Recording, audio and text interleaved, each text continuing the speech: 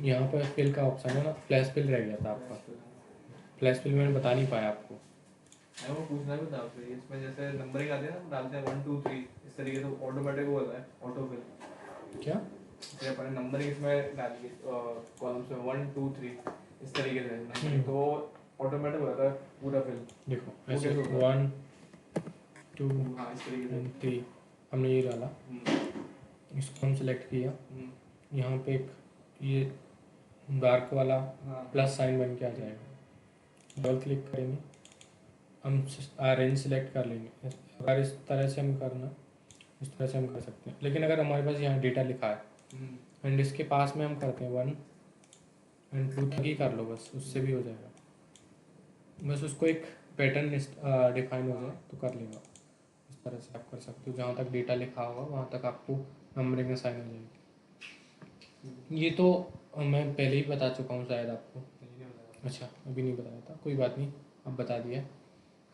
आप इसे ड्रैग करके भी नंबर नीचे ले सकते हैं एंड डबल क्लिक करके भी असाइन कर सकते हैं, लेकिन अगर इधर डेटा नहीं लिखा है तो आपको ड्रैग करना पड़ेगा। अगर इधर डेटा लिखा है तो ऑटोमेटिकली नंबर असाइन कर देगा। ठीक है, एक फ्लैश फिल का ऑप्शन रह गया था, वो मैं बता देता हूँ आपको।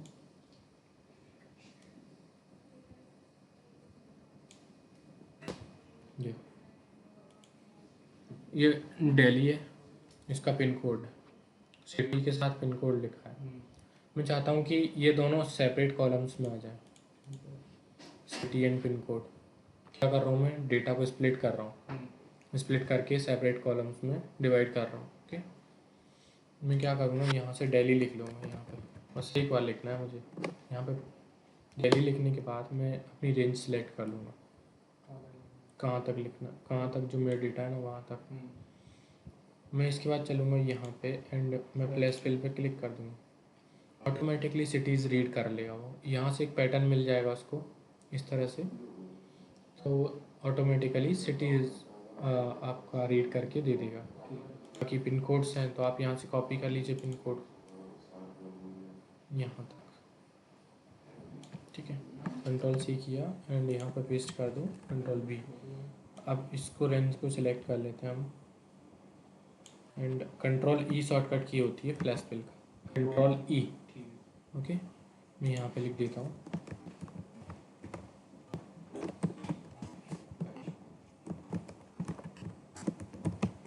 ओके,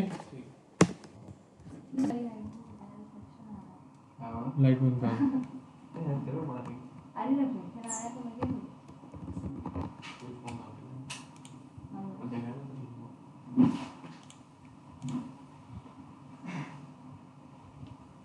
अभी सही था कि पहले सही था? अभी सही है। ठीक है, इसको ही लिखना है सर, वही करना है। ठीक है, ये समझ में आया फ्लैश फिल कैसे काम करता है। इस तरह से हम कोई भी पैटर्न आइडेंटिफाई होगा, जहाँ पे भी उसको पैटर्न मिलेगा उसके अकॉर्डिंग ये फ्लैश फिल कर देगा डेटा। ठीक है, क्लियर। हम सॉर्ट एंड फिल्टर पढ़ चुके थे, सॉर्ट एंड फिल्टर में सारी चीज़ें हो गई थी हमारी एंड हम फाइंड एंड सेलेक्ट पढ़ लेते हैं आज।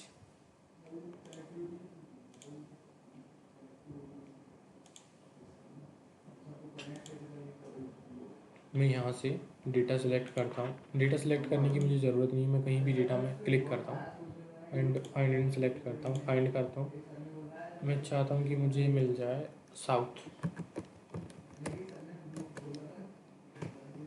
साउथ फाइंड करूँगा, नहीं आया, हाँ आ जाएगा, देखिए यहाँ पर डेटा सेलेक्ट होके आ जाएगा।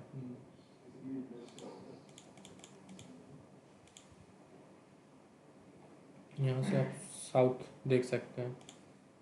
ओके, इस तरह से आप यहाँ पे क्लिक करेंगे एंड आपको कोई भी वर्ड देखना है, जैसे बहुत बड़ा डेटा होता है, मैं चाहता हूँ कि किसी की एक स्पेसिफिक चीज़ देखनी है मुझे, मैं चाहता हूँ कि जैकेस करके मुझे डेटा में देखने को मिले, जैकेस नाम का जो इंसान है ना उस वहाँ पे पहुँच जाऊँगा तो ऑटोमेटिकली यहाँ पे आ जाऊँगा। क्लियर, मैं फाइंड नेक्स्ट करूँगा उसके नीचे और जहाँ पे भी नाम होगा इससे करता जाऊँगा, एंटर दबाते जाएंगे तो भी सेम इसी तरह से आप पहुँचते जाएंगे डेटा पे। क्लियर,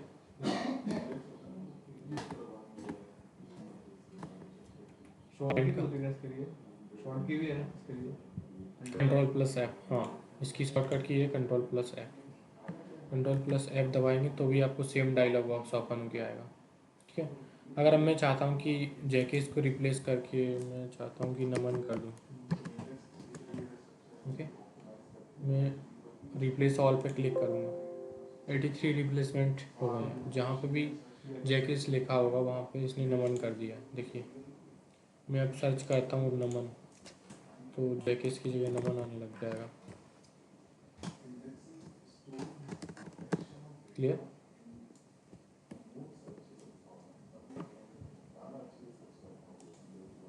फाइंड एंड रिप्लेस का समझ में आया कैसे करता है? यहाँ से हमने रिप्लेस भी देख लिया है। ठीक है, अब मैं चाहता हूँ कि यहाँ पे मैं किसी स्पेशल सेल पे जाना चाहता हूँ, स्पेशल चीज़ पे, जैसे कमेंट होगा हमारे डेटा में कहीं पे भी तो कमेंट पे चला जाएगा, है ना।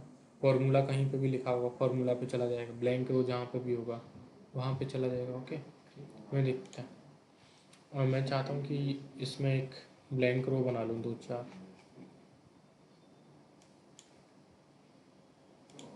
यहाँ पे मैं एक इंसर्ट कर लेता हूँ ब्लैंक, एक मैंने यहाँ पे कर लिया, एक यहाँ पे कर लिया। इसी तरह से आपको डेटा मिलेगा, रॉ डेटा, एंड उसमें बहुत सारी ब्लैंक रोज होंगी एंड आपसे बोला जाएगा कि आप ब्लैंक रोज को हटाइए।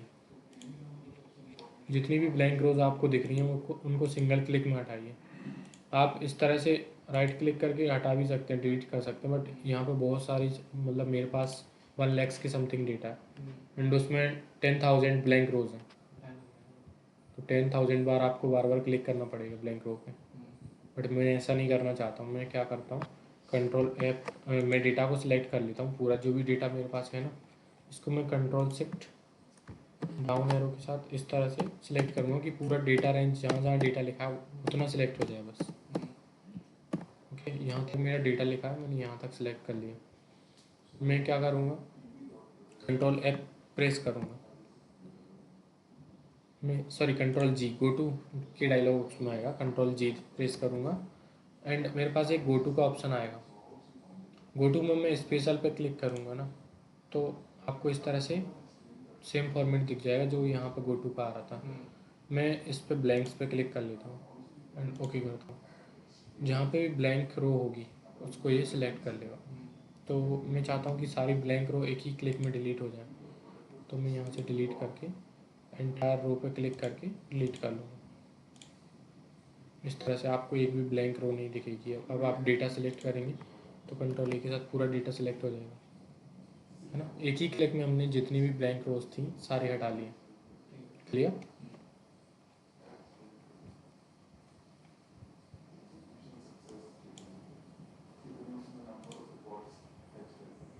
गो टू पे हम फिर से चलते हैं एंड यहाँ मैं चाहता हूँ कि मुझे कोई रेंज देनी है, जैसे मैं A128 करता हूँ। ए जैसे सेल का रेंज होता है ना, A128 127 कर लेता हूँ। अब ये ऑटोमेटिकली A127 पे लेके चला जाएगा हमें, A127 ओके। तो इस तरह से आप डायरेक्टली किसी भी सेल पे जा सकते हैं, आपको कोई प्रॉब्लम नहीं गो टू से। ओके, एंड फॉर्मूलाज पे जा सकते हैं आप, कमेंट्स पे, जैसे मैंने आपको बताया था, कमेंट्स अगर हम यहाँ पे अप्लाई कर देते हैं तो आपको ऑटोमेटिकली कमेंट पे लेके आ जाएगा। देखिए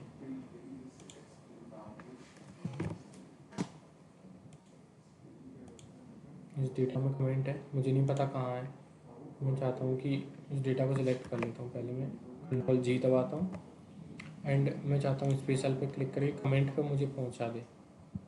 तो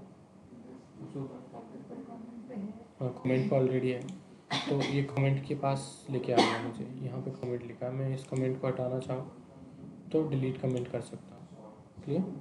आपको हटाने का ऑप्शन मैंने यहाँ पे भी बताया था, क्लियर कमेंट्स। क्लियर कमेंट्स का अगर कमेंट होगा तो क्लियर कर देगा। ठीक है,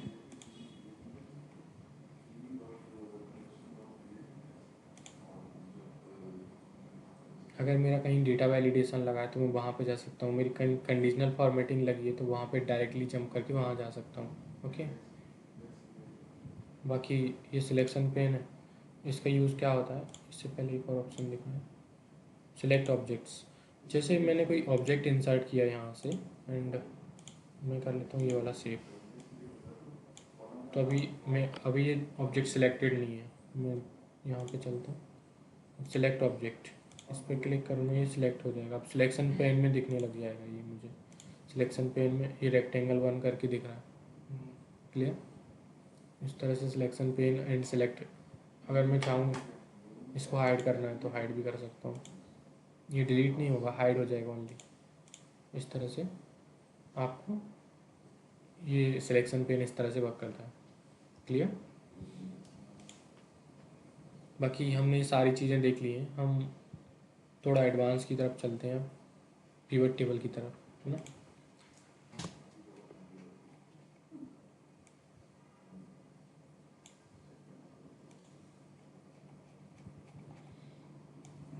मेरे पास ये डेटा है, मैं डेटा को सिलेक्ट कर लूँगा, कंट्रोल शिफ्ट डाउन है, इसको मैंने सिलेक्ट कर लिया। ओके, मैं इंसर्ट टैब पे क्लिक करता हूँ एंड पिवट टेबल के बाद मेरे पास बहुत सारे ऑप्शन आएंगे। एक पहला पिवट टेबल है, एक रिकमेंडेड पिवट टेबल्स। ये एक्सेल अपने इंटेलिजेंस का यूज़ करके हमें पिवट टेबल रिकमेंड करेगा कि आप कौन कौन से पिवट टेबल बना सकते हो। पहले हम इसी को देख लेते हैं। जैसे ये वाला, तो आप इस तरह से पिवट टेबल आपको रिकमेंडेशन मिल जाएगा कि आप पहले ऑटोमेटिकली ये पिवट टेबल बना के आपको रिकमेंड करेगा कि आप इस तरह से पिवट टेबल बना सकते हैं इसमें। बट मैं नहीं चाहता हूँ, मैं खुद का पिवट टेबल बनाना चाहता हूँ। तो मैं यहाँ पे क्लिक करूँगा, फ्रॉम टेबल रेंज पे क्लिक करूँगा, ऑटोमेटिकली रेंज सेलेक्ट हो जाएगी। जहाँ तक आपका डेटा लिखा होगा आपकी सीट में, जहाँ तक डेटा लिखा होगा वहाँ तक ऑटोमेटिकली सिलेक्ट कर लेगा। अब मैं चाहता हूँ कि मेरा डेटा जो मेरा पिवट टेबल बन के आया वो क्या नई वर्कशीट पर बन के आया या फिर एग्जिस्टिंग पे ही आ जाए। तो मैं एग्जिस्टिंग वर्कशीट पे ही बना लेता हूँ। यहाँ पे मैं इस लोकेशन को दूंगा, यहाँ पे लोकेशन आ जाएगी। ओके करूँगा, ओके कर दूँगा। देखिए अब क्या करते हैं, पिवट टेबल यहाँ पे बन के आ गई है। मैं इसको उसी सीट पे बना लेता हूँ, दूसरी सीट पे। ठीक है, मैं इंसर्ट टैब पे जाऊँगा, पिवट टेबल पे जाऊँगा, from table range. From table range से मैं न्यू वर्कशीट पे क्लिक रहने देता हूँ। ठीक है, ओके करता हूँ, ऑटोमेटिकली एक नई वर्कशीट ओपन हो जाएगी यहाँ पे एंड डेटा आपकी पिवट टेबल बन के आ जाएगी। इस तरह मैं इसको इस तरफ ले आता हूँ। यहाँ पे सीट 3 में क्या, पिवट टेबल्स।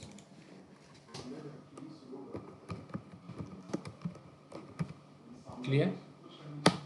पिवट टेबल्स के बारे में समझते हैं, पिवट टेबल क्या होती है, कैसे काम करती है। ठीक है, देखिए ये है पिवट टेबल का फील्ड्स हैं, ये फील्ड्स बोलते हैं इनको। अगर मैं इसको क्लोज कर देता हूँ, जैसे मैंने इस पर क्लिक किया एंड पहले देखो ये वाला फील्ड्स हमें दिखाई दे रहा है। मैंने इस पर क्लिक किया टेबल पर, तो ये फील्ड्स हमारे जहाँ पे भी पिवट टेबल पे क्लिक होगा ये फील्ड्स इनेबल दिखेंगे। मैं किसी ब्लैंक रो पे क्लिक करूँगी, हट जाएंगे क्योंकि अभी मैं पिवट टेबल के अंदर नहीं हूँ। मैं इस पर क्लिक करूँगा, फिर से आ जाएंगे। अगर मैंने इनको क्लोज कर दिया तो फिर उसके बाद नहीं आएंगे ये। फिर इनको कैसे लाना है, तो एक जब भी हम कोई नया टैब नई चीज़ इंसर्ट करते हैं, नया ऑब्जेक्ट इंसर्ट करते हैं, चाहे वो पिवट टेबल हो, कोई भी चीज़ इंसर्ट करते हैं, तो उसके लिए एक अलग से पिवट टेबल एनालाइज करके एक नया टूल बन के आ जाता है। यहाँ पे एक नया टैब बन के आ जाता है, तो वहाँ से ही हम फील्ड लिस्ट ओपन कर सकते हैं यहाँ से। ओके, अब ये क्या है, इससे हम किस तरह यूज़ कर सकते हैं वो मैं चीज़ें आपको बताता हूँ। देखिए ये पिवट टेबल है। मैं चाहता हूँ कि इस सेल्समैन ने इस प्रोडक्ट की, पर्टिकुलर प्रोडक्ट की कितनी क्वांटिटी सेल हुई है। मैं चाहता हूँ कि ये मेरे पास प्रोडक्ट्स आ गए, clothing, electronics, furniture, groceries, stationery, है ना। मैं चाहता हूँ कि इसकी कितनी क्वांटिटी सेल हुई है वो मुझे फाइंड आउट करना है। ये क्वांटिटी दिया है, मैं वैल्यूज़ में ले जाऊँगा and automatically sum of quantity कर देगा। हमें कुछ भी नहीं करना। इसने एक समराइज रिपोर्ट यहाँ पे बना के दे दी हमें, जो हमें बता रही है कि क्लॉथिंग की हमने 2376 क्वांटिटी सेल करी है एंड इलेक्ट्रॉनिक्स की हमने इतनी करी है एंड फर्नीचर की हमने इतनी क्वांटिटी सेल करी है। अगर मुझे ये नहीं करना है, अगर पिवट टेबल का यूज़ नहीं करता तो मुझे बहुत बड़ा फॉर्मूला लिखना पड़ता है इसके लिए, जो समिप का फॉर्मूला होता है ना, सम इफ्स करके एक फॉर्मूला होता है, उससे हम ये निकाल पाते हैं। लेकिन ये पिवट टेबल हमें बिना कोई मेहनत करे ये सारी समराइजेशन रिपोर्ट समराइज करके हमें दे रहा है। क्लियर? तो हम इसका देखिए, मैंने भी इसको प्रोडक्ट को यहाँ पे रखा रोज़ में, तो रोज़ में आपको इस तरह से वैल्यूज़ मिल जाएंगी, है ना। अगर मैं इसको कॉलम्स में करता हूँ यहाँ पे, तो ये कॉलम्स में कन्वर्ट हो जाएगा। देखिए सम ऑफ क्वांटिटी यहाँ पे आ गया एंड कॉलम्स यहाँ पे आ गए। देखिए क्लॉथिंग यहाँ पे आ गया 2376, इलेक्ट्रॉनिक्स यहाँ पे आ गया, फर्नीचर यहाँ पे आ गया, ग्रोसरीज यहाँ पे आ गया एंड स्टेशनरी। इस तरह से आपको कॉलम्स में भी कर सकते हैं। ग्रैंड टोटल दिखा रहा है कि इनका टोटल हमारी और ओवरऑल डेटा में कितनी क्वांटिटी सेल हुई है, उसके अकॉर्डिंग ये आपको दे रहा है कि 10856 कुछ क्वांटिटी हमने सेल की है ओवरऑल डेटा में। क्लियर? यहाँ तक क्लियर है? कैसे किया मैंने एक बार फिर से बताता हूँ। यहाँ से आप रिमूव फील्ड पे क्लिक करेंगे, ये रिमूव हो जाएगा। अगर आप इसको यहाँ पे ड्रैग कर देंगे तो ऑटोमेटिकली रिमूव हो जाएगा, या फिर आप इसको इस तरह से भी रिमूव कर सकते हैं। ओके, आपके पास बहुत सारे ऑप्शन है। आप एक चीज़ को करने के मल्टीपल ऑप्शंस आपको यहाँ पर मिल जाएंगे। आपको जो ऑप्शन इजी लगता है वो वाला ऑप्शन यूज़ कर सकते हैं। क्लियर? मैं चाहता हूँ कि मुझे मंथ वाइज रिपोर्ट मिलके आ जाए। अभी तो आपको ये इस तरह से डेट दिख रही है, मैं इसको डेट को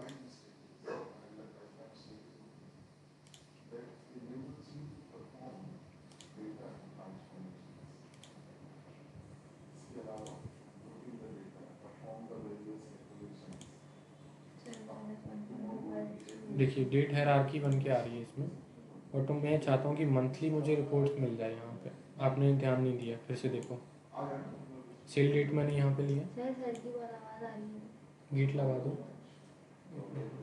अभी आ रही है।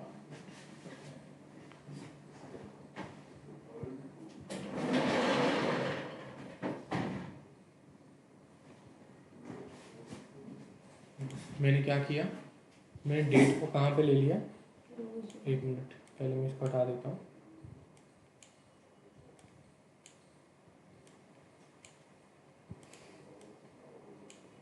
ठीक है, अभी मेरे पास कोई भी फील्ड सिलेक्टेड नहीं है। मैं चाहता हूँ कि डेट को मैं यहाँ पे ले लेता हूँ। तो आपको अभी तो ये नॉर्मल डेट दिख रही है। अगर आप यहाँ से इसको एक्सपेंड करोगे ना तो आपको इस तरह से क्वार्टरली आपको रिपोर्ट मिल जाएगी। क्वार्टरली नहीं चाहिए आपको, मंथली चाहिए तो आपको इस तरह से मंथली मिल जाएगी।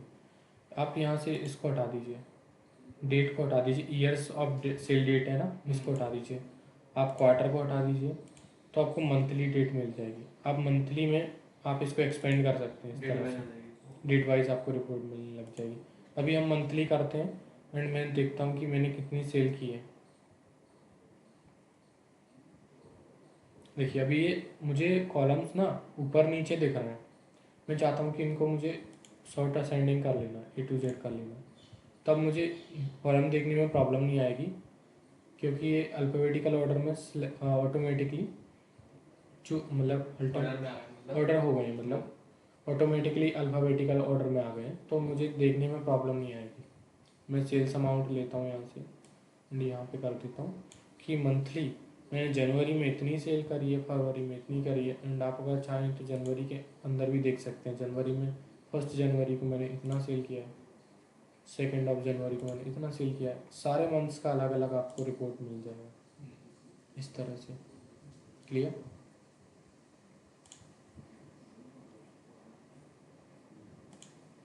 जून का मिल जाएगा। अगर आप चाहें कि मैंने सबको एक्सपेंड कर लिया है, मैं सबको कोलैप्स करना चाहता हूँ, तो यहाँ से जाके आप एक्सपेंड या कोलैप्स का ऑप्शन आ रहा होगा, यहाँ पे आएगा। आप यहाँ पे क्लिक करेंगे एक्सपेंड या कोलैप्स का, तो कोलैप्स एंटायर फील्ड, तो सारे कोलैप्स हो जाएंगे। ओके, और अच्छे से बताऊँगा मैं इन ऑप्शंस को। पहले हम इन ऑप्शंस को अच्छे से पढ़ लेते हैं, इन पे क्या क्या हम चीज़ें कर सकते हैं। मैं चाहता हूँ कि मैं डेट को भी हटा देता हूँ यहाँ से एंड इसको ऊपर कर देता हूँ, इसको भी हटा देता हूँ। सब कुछ मैंने हटा दिया। अभी मेरे पास ये क्या आ रहा है, सम ऑफ सेल्स अमाउंट, तो ऑटोमेटिकली यहाँ पे सम ऑफ सेल्स अमाउंट बन के आ रहा है। क्लियर, यहाँ तक क्लियर है? मैंने कोई फॉर्मूला नहीं लगाया, वैल्यूज़ में सेल्स अमाउंट को लेके आया,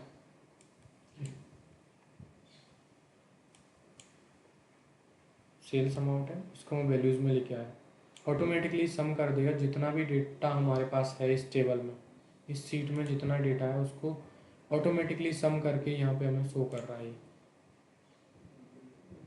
क्लियर? अब देखिए, मैं चाहता हूँ कि मुझे सिटी वाइज रिपोर्ट देखनी है एंड मुझे देखना है कि कौन सा प्रोडक्ट किस सिटी में कितना सेल हुआ है। देखिए, अहमदाबाद में क्लॉथिंग इतनी सेल हुई है, बेंगलुरु में क्लॉथिंग इतनी सेल हुई है, चेन्नई में इतनी सेल हुई है। क्लियर? आप इसको कंट्रोल ए के साथ सिलेक्ट कर लीजिए टेबल को एंड होम पे जाके हम इस पे बॉर्डर्स असाइन कर देते हैं, यहाँ से ऑल बॉर्डर्स। देखिए, अब अच्छे से देखने को मिल जाएगा हमारा डेटा। क्लियर? ठीक। देखिए, मैंने यहाँ पे क्या किया, मैंने सिटी को कहाँ रख लिया, रोज़ में।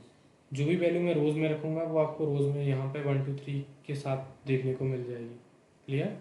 एंड मैं जो भी वैल्यू आपको कॉलम्स में लिखूँगा, कॉलम्स में जो भी वैल्यू पुट करूँगा वो यहाँ पे आपको इस तरह से देखने को मिलेगी। क्लियर?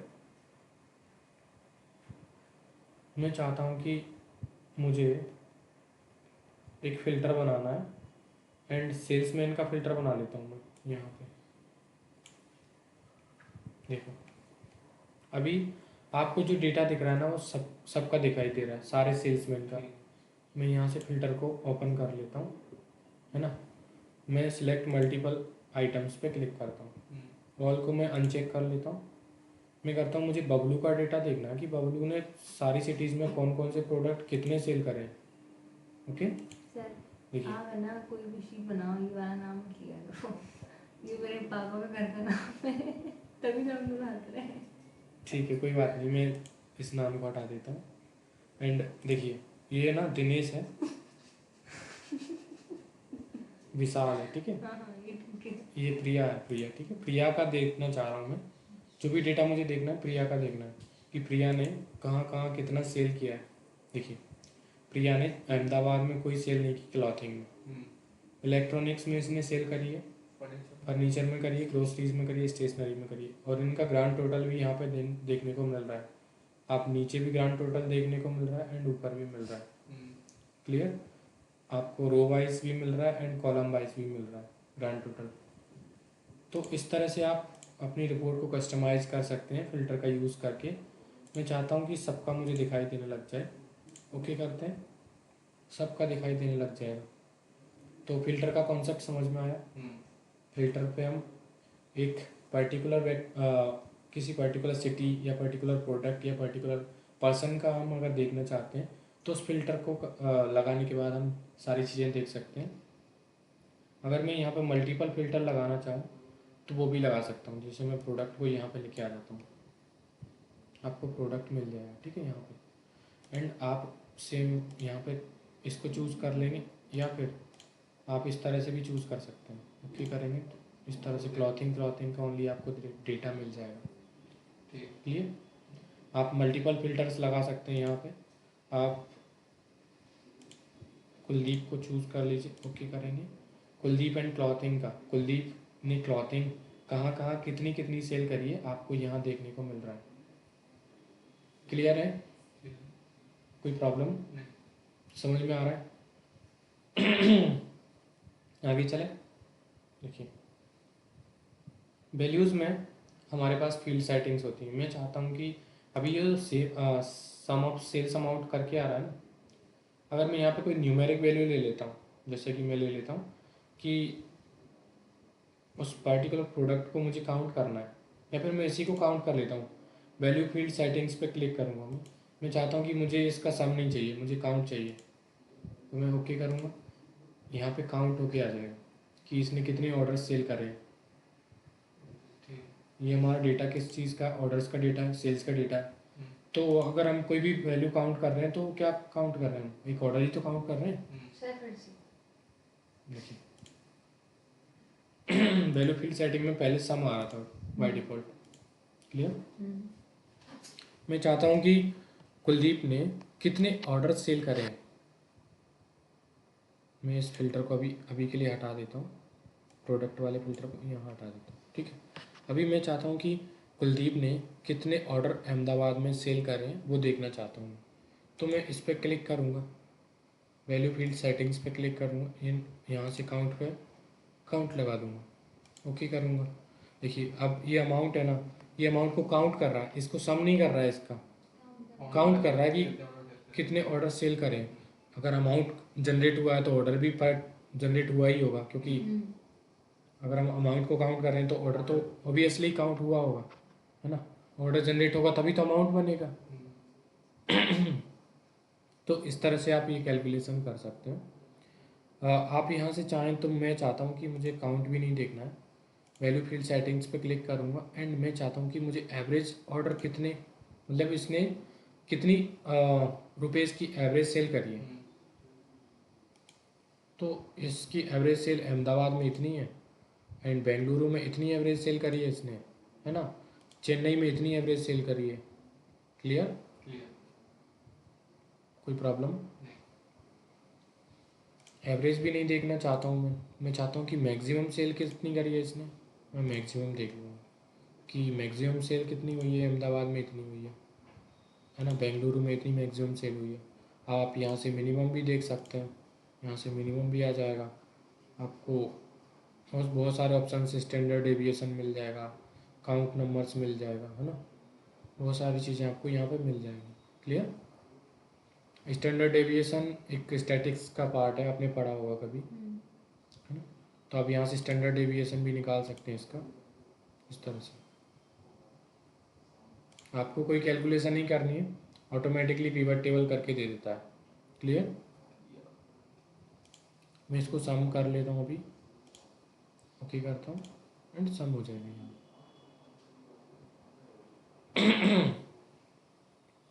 सेल्समैन को मैं अगर मैं चाहता हूँ कि मुझे इस तरह से डेटा देखना नहीं है, मैं चाहता हूँ कि सिटीज़ में कौन कौन सा प्रोडक्ट किस सिटी में किस तरह से सेल हुआ है, मैं चाहता हूँ कि इसको रोज़ में ही दिखाओ। यहाँ पे इस सिटी को मैं चूज़ करूँ, इसके नीचे मुझे उस प्रोडक्ट का डेटा देखने को मिल जाए, तो मैं प्रोडक्ट को लूँगा यहाँ से एंड यहाँ पर सिटीज़ के नीचे ड्रॉप कर दूँगा, ओके। अभी देखना, अभी थोड़ा अलग सा विजुअल आएगा। अहमदाबाद में कितनी सेल हुई है, टोटल सेल यहाँ पे दिखाई दे रहा है एंड उसके बाद क्लॉथिंग इतनी सेल हुई है, इस टोटल में से ये डिवाइडेशन हो रहा है अहमदाबाद के लिए, ओके। हाँ हाँ क्लियर, यहाँ तक क्लियर है आपको, क्लियर नहीं है फिर से बताऊँ। देखो मैंने क्या किया, प्रोडक्ट को मैं हटा देता हूँ एंड सिटीज़ को भी हटा देता हूँ, आपको मैं फिर से करके बताता हूँ।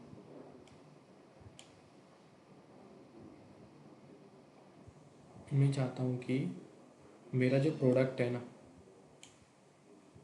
वो उसका कितना अमाउंट सेल हुआ है, कितना अमाउंट जनरेट किया है, मतलब एक पर्टिकुलर प्रोडक्ट कितना रेवेन्यू जनरेट किया है एक पर्टिकुलर प्रोडक्ट ने। तो ये अभी आपको इस तरह से रिपोर्ट देखने को मिल रही है। अगर आप चाहें तो आप इस तरह से देख सकते हैं कि कौन से सेल्समैन ने कौन सा प्रोडक्ट कितना सेल किया है।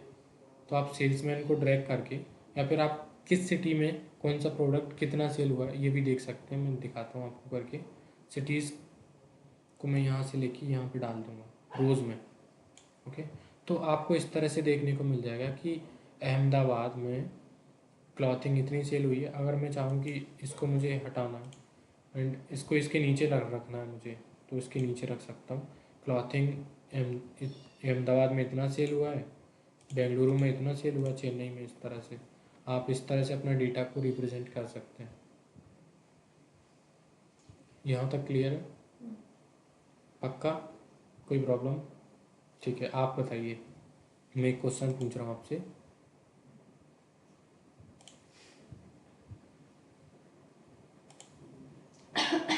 मैं चाहता हूँ कि किस सिटी में, सिटीज़ को मुझे कॉलम्स में चाहिए एंड मुझे प्रोडक्ट चाहिए रोज़ में एंड उसका सम ऑफ सेल्स अमाउंट चाहिए। आप मुझे बताइए कैसे करना है। मुझे सिटीज़ चाहिए रोज़ में, प्रोडक्ट चाहिए कॉलम्स में। तो प्रोडक्ट कॉलम में आ जाएगा, सिटीज रोज में आ जाएगी। हाँ, मुझे बताइए मैं कहाँ पर रखूँ इसको, कॉलम्स में। कॉलम्स में। ठीक है, सिटीज सिटीज़ को रो मैं, में। ठीक है, और सम ऑफ सम ऑफ वैल्यूज में वो सम आ जाएगा। सम ऑफ वैल्यूज़ नहीं, सेल्स अमाउंट मुझे कहाँ चाहिए, वैल्यूज़ में। ओके, एंड अभी देखने को मिल रहा है कि मैंने रिपोर्ट बना ली है एक, जो मुझे किस तरह से दिखाई दे रही है कि यहाँ पे सिटीज़ हैं एंड इनकी ये प्रोडक्ट हैं एंड यहाँ पे आपको सेल्स अमाउंट का सम होके दिखाई दे रहा है। एंड मैं चाहता हूँ कि मुझे सेल्समैन का एक फ़िल्टर लगाना है, तो मैं कैसे लगाऊंगा? सेल्समैन को ड्रैग करके सेल्समैन को कहाँ पे ले आऊँ? फ़िल्टर में ले आऊँगा। ओके, तो यहाँ पे एक सेल्समैन का फ़िल्टर आ जाएगा एंड मैं चाहता हूँ कि पंकज को मैं फ़िल्टर आउट कर देता हूँ, तो फ़िल्टर इन कर लेता हूँ, मतलब मैंने पंकज के लिए फ़िल्टर लगा दिया है एंड जो भी डेटा यहाँ पे हमें दिखाई दे रहा है वो पंकज के लिए दिखाई दे रहा है, बाकी किसी के लिए भी दिखाई नहीं दे रहा है। क्लियर? आप यहाँ से फ़िल्टर को क्लियर कर सकते हैं। सिलेक्ट मल्टीपल पे क्लिक करके ऑल पे क्लिक करेंगे तो सबका आपको डेटा देखने को मिल जाएगा। इस तरह से हम इसको यूज़ करते हैं। वैल्यू फील्ड सेटिंग्स में समझ में आया? वैल्यू फील्ड सेटिंग्स किस तरह से काम करता है? क्लियर? इस तरह से आप इसको लगा सकते हैं। अब हम थोड़ा आगे बढ़ें। देखिए यहाँ पे कुछ सेटिंग्स हैं, इस फील्ड पिवट फील्ड्स के लिए कुछ सेटिंग्स अवेलेबल हैं। देखिए क्या क्या सेटिंग्स अवेलेबल हैं। आप फील्ड्स को इस तरह से शो कर सकते हैं कि यहाँ पे मेरा जो कॉलम्स हैं वो यहाँ पे शो करने लग जाएंगे एंड मैं यहाँ से ड्रैग करके यहाँ पे रख सकता हूँ वैल्यूज़ को। ओके, आपको अगर इस तरह से नहीं देखना है तो आप फील्ड्स ओनली देख सकते हैं कि कौन कौन सा फील्ड यहाँ पे है, इस तरह से देख सकते हैं एंड इस तरह से भी आप रख सकते हैं, आपको ओनली फील्ड्स देखनी है तो। क्लियर? बहुत सारी आपको, लेकिन मुझे ये इसी के साथ मैं कंफर्टेबल ज़्यादा हूँ क्योंकि मैं इस पर रोज़ वर्क कर रहा हूँ, तो मैं इसी को प्रेफर करता हूँ। बाकी आप अपने अकॉर्डिंग रख सकते हैं, आपको कोई प्रॉब्लम नहीं है ना। एंड उसके साथ अगर मैं चाहता हूँ कि मैंने ये बता दिया आपको सॉर्ट A to Z, है ना, तो आप इससे अपने कॉलम्स के नेम के अकॉर्डिंग A to Z कर सकते हैं, आपको डेटा देखने में प्रॉब्लम नहीं आएगी। क्लियर? बाकी इसमें से और कोई इशू तो नहीं आ रहा आपको? देखिए यहाँ पे आपको ये दिख रहा है मूव टू फिल्टर। अगर मैं इसको यहाँ पे क्लिक कर दूंगा तो ये फिल्टर में मूव हो जाएगा ऑटोमेटिकली। देखो मैं इसको मूव करता हूँ फिल्टर में, मूव टू रिपोर्ट फिल्टर, तो ये फिल्टर में आपको ऑटोमेटिकली फिल्टर में मिल जाएगा। मैं चाहता हूँ कि इस सेल्समैन को मैं कॉलम्स में मूव करना चाहता हूँ, तो मूव टू कॉलम्स, तो इस तरह से आप कॉलम्स में देख सकते हैं कि सेल्समैन का नाम कॉलम्स में आ गया है एंड हमारी सिटीज़ यहाँ पे एंड प्रोडक्ट हमारा फिल्टर में आ गया। क्लियर? मैं इस पर क्लिक करता हूँ एंड मैं चाहता हूँ कि सेल्समैन का नाम है ना, ये सिटी है ना, इसको मैं वैल्यूज़ में मूव करना चाहता हूँ, तो ये वैल्यूज़ में मूव हो गया और इसका काउंट होके आ रहा है, काउंट ऑफ प्रोडक्ट। क्लियर? कोई प्रॉब्लम? यहाँ तक क्लियर होगा आपको? ठीक है, आप यहाँ से रिमूव कर सकते हैं। जैसे मेरे पास किसी कॉलम, किसी भी सिलेक्शन पेन में अगर दो या उससे अधिक फील्ड्स अवेलेबल हैं तो मैं उनको मूव करा सकता हूँ, मूव अप, मूव डाउन, इस तरह से। ओके, मैं इसको मूव अप कराना चाहता हूँ, मूव डाउन करा दूंगा तो ऑटोमेटिकली मूव अप हो जाएगा ये। क्लियर?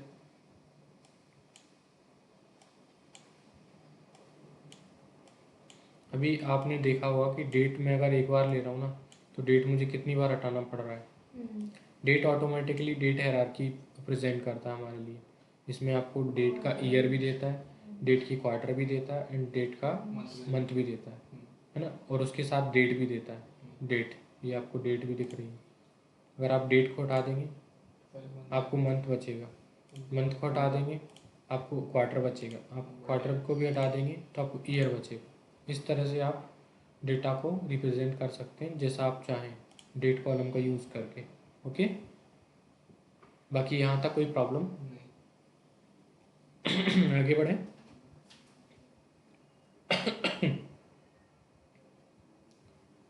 मैं चाहता हूँ कि प्रोडक्ट है ना एंड उसकी क्वांटिटी है, किस प्रोडक्ट की कितनी क्वांटिटी सेल करी है हम इस तरह से देख लेते हैं।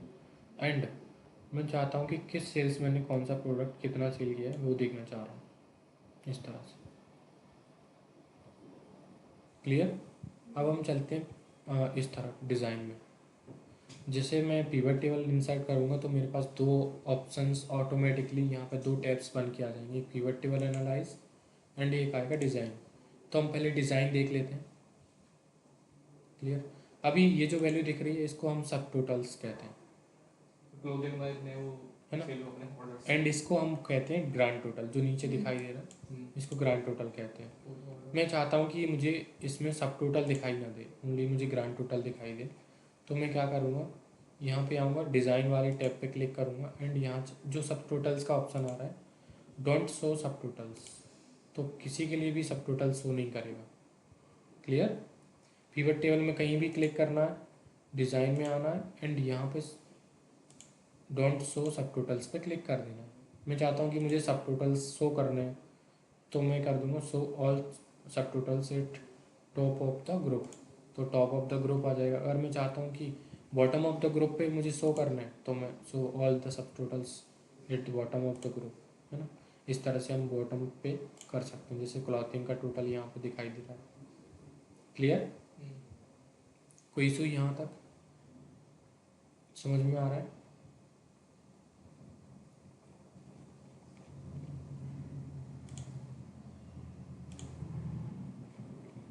मैं चाहता हूँ कि अभी मैं प्रोडक्ट में से रिमूव कर दे, इसको मैं कॉलम्स में रिमूव कर देता हूँ। ठीक है, इस तरह से आपको यहाँ ग्रांड टोटल दो दो दिखाई दे रहा है, एक यहाँ पे दिखाई दे रहा है, एक यहाँ पे दिखाई दे रहा है। मैं चाहता हूँ कि मुझे एक भी ग्रांड टोटल दिखाई ना दे, मैं कहीं से भी दोनों जगह से ग्रांड टोटल्स को रिमूव कर सकता हूँ। यहाँ पे क्लिक करके क्या करना है, मुझे पिवट टेबल पे क्लिक करना है, डिज़ाइन पे क्लिक करना है एंड ग्रांड टोटल्स में जाके off for row and columns.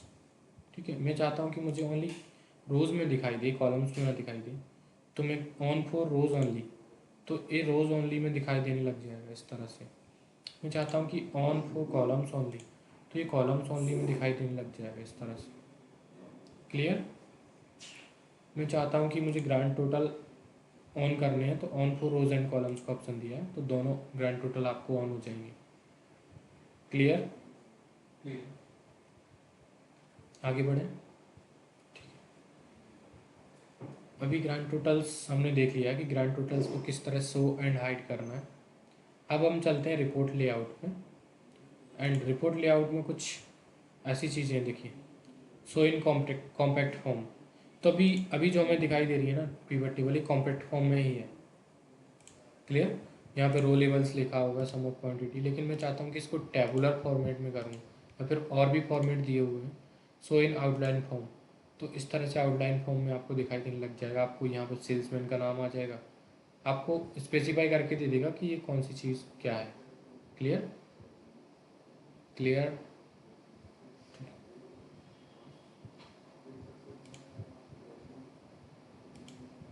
Report layout में चलते हैं एंड टेबुलर फॉर्मेट में देखना है, तो ये एज अ टेबल, जैसे हम टेबल दिखाई देता है वैसा ये दोनों फॉर्मेट एक जैसे हैं, tabular format and outline format.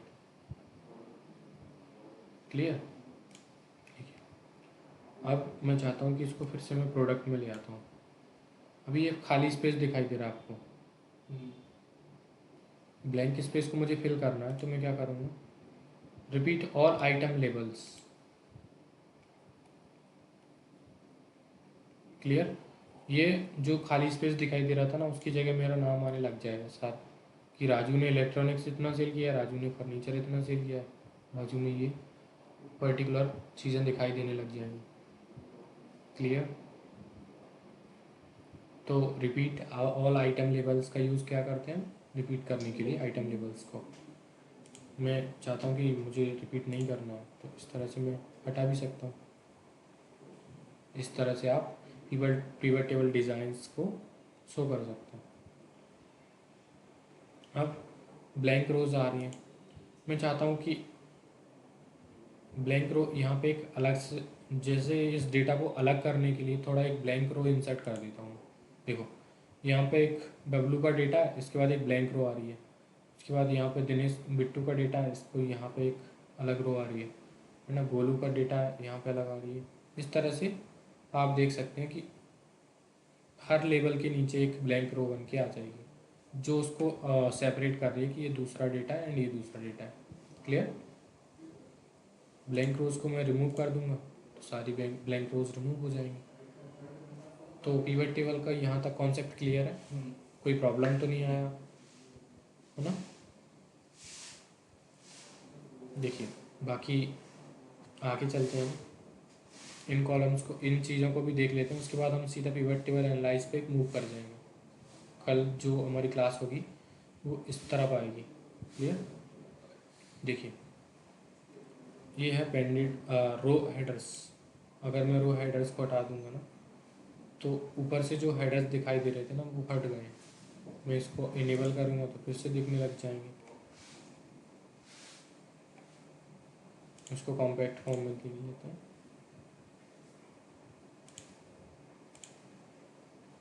Column headers, इस तरह से कॉलम हेडर्स हम हटा सकते हैं।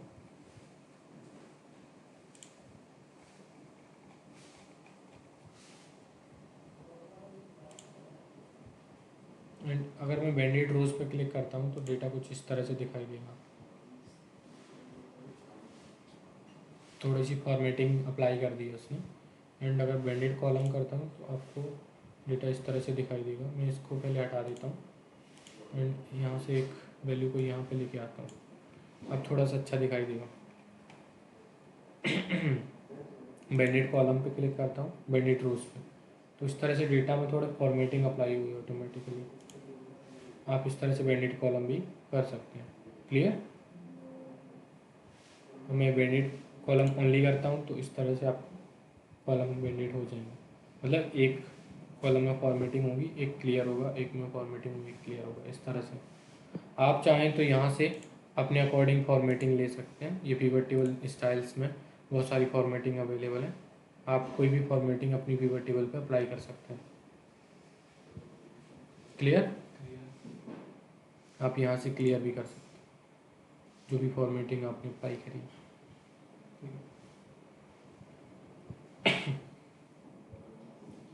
यहाँ तक क्लियर है? कोई डाउट तो नहीं हो रहा है? आप बना लेंगे पिवट टेबल? कैसे बनाना है मैं एक बार बना के और बता देता हूँ। शीट 1 पे जाऊँगा, डेटा मेरा ऑलरेडी सिलेक्ट है, इंसर्ट पे जाऊँगा, पिवट टेबल पे क्लिक करूँगा, फ्रॉम टेबल रेंज। मैं एग्जिस्टिंग वर्कशीट पे ही बना लेता हूँ यहीं पे, एंड मैं लोकेशन ये वाली दे देता हूँ यहाँ पे। ओके, मैंने ओके किया। इस तरह से आपको फील्ड लिस्ट ओपन हो जाएगी, आप उसके अकॉर्डिंग काम कर सकते हैं। क्लियर? कुछ ऑप्शंस और हैं जिनको हम पढ़ेंगे, उसके बाद हम पिवट टेबल एनालाइज पढ़ेंगे यहाँ से। ठीक है, ये सारे ऑप्शंस को हम पढ़ लेंगे। यहाँ तक क्लियर होगा? अगर कोई प्रॉब्लम आती है तो आप मेरे से पूछ सकते हैं। अभी आप जाके प्रैक्टिस कर लीजिए वहाँ, नहीं तो मेरे सामने ही कर लीजिए अभी, जब तक बच्चे नहीं आ रहे तब तक।